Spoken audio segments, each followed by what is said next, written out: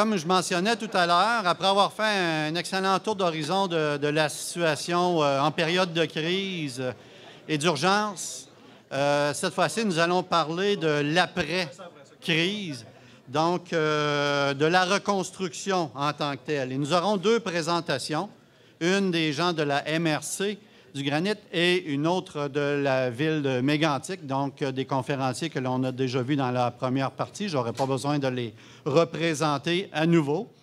Alors, dans un premier temps, les gens de la MRC vont nous parler de la remise en place de la géomatique à la MRC du Granit. Alors, les défis auxquels ils ont eu à faire face et les solutions qu'ils ont dû mettre en place. Alors, s'il vous plaît, messieurs. Rebonjour.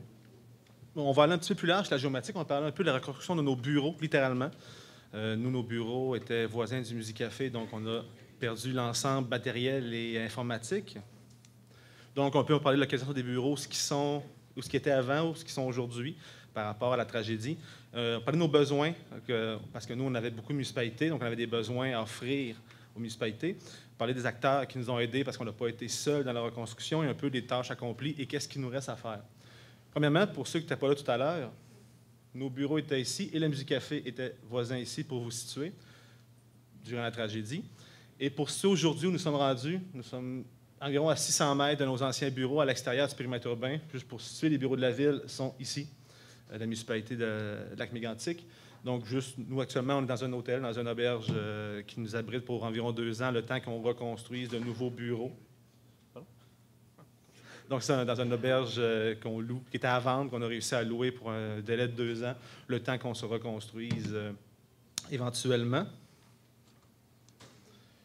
Donc, au début, quand on est arrivé après la tragédie, on s'est assis, les employés, puis on s'est dit, bon, il faut qu'on identifie nos besoins, qu'est-ce qu'on a besoin tout de suite pour travailler. Il y a des employés qui étaient, oui, prêtés au service d'urgence, mais la majorité encore cherchaient un peu quoi faire.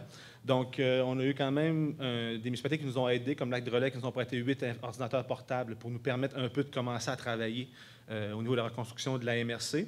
Comme je disais, il y a 20 municipalités sur le territoire.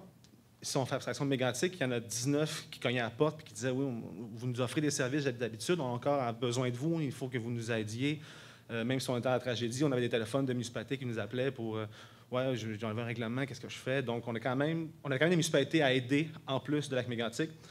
Donc, par la suite, nous avions un serveur physique qui gérait l'ensemble de nos données. Le serveur physique était dans une voûte à la MRC anti-feu. Anti-feu normal, si je peux dire. Là, ça a brûlé pendant environ 3 jours, donc le serveur y a passé, la voûte au complet. On a marqué tout à l'heure une photo que Jean-François a montrée. Puis j'ai dit à Raphaël, on voit les 4 poutres qui tenaient la voûte, puis étaient carrément coupées. Donc, maintenant, on est rendu dans un serveur de type cloud. Dans le fond, on est en affaire avec une compagnie de Montréal qui nous offre un service de serveur. Et le mercredi, suivant la tragédie, on est en ligne. En ligne avec nos emails, nos adresses email, les programmes pour les employés, ou les Word, ArcGIS, ainsi de suite. Donc, on était quand même prêt à travailler le mercredi suivant. Par la suite, on s'est assis en employés, on s'est dit, bon, qu'est-ce qu'on a perdu? Qu'est-ce qu'on a pu? Et c'est très simple, tout. On a perdu tout, papier, informatique. C'est nous qui gérions les données d'aménagement du territoire, de l'évaluation foncière, prévention incendie, environnement, administration pour les 20 municipalités. Donc, on a tout perdu, tout simplement.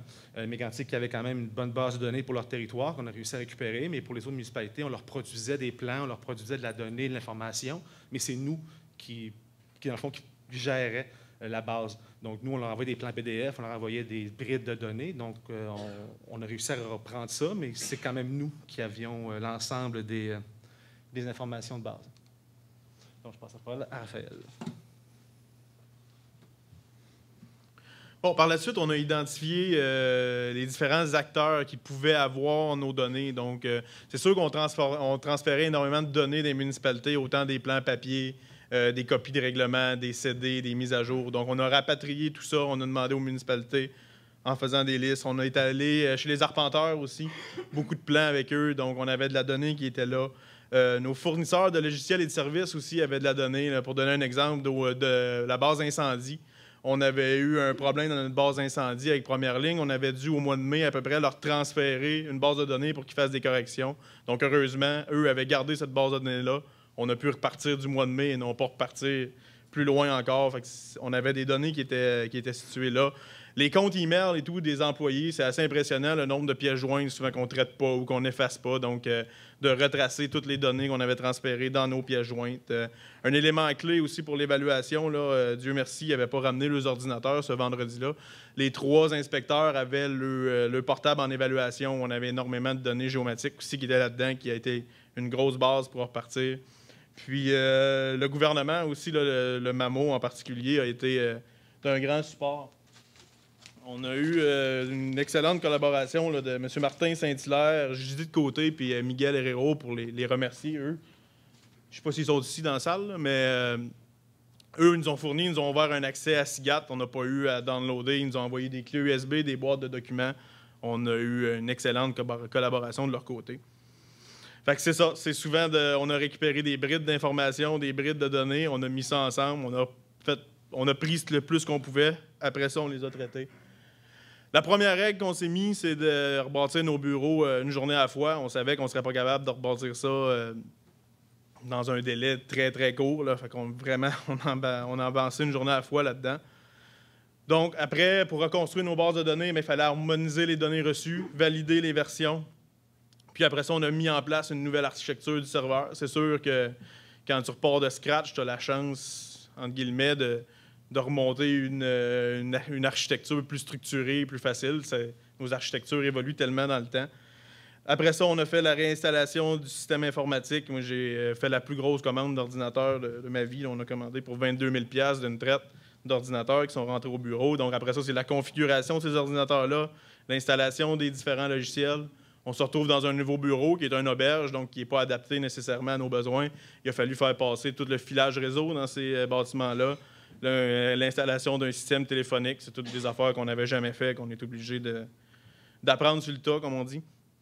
Donc, on vous a montré à peu près, après, on voulait prendre une photo. C'est vraiment le suivi qu'on a quotidiennement dans nos bureaux. Là. Le tableau a été mis au propre. Donc, comme vous voyez, c'est toutes les tâches qu'il y avait à accomplir, là, autant géomatique, évaluation, qu'aménagement. Il y a environnement aussi là, qui n'est probablement pas affiché là-dessus, fois nos 20 municipalités. Donc, vous voyez qu'on est rendu à peu près là dans notre reconstruction.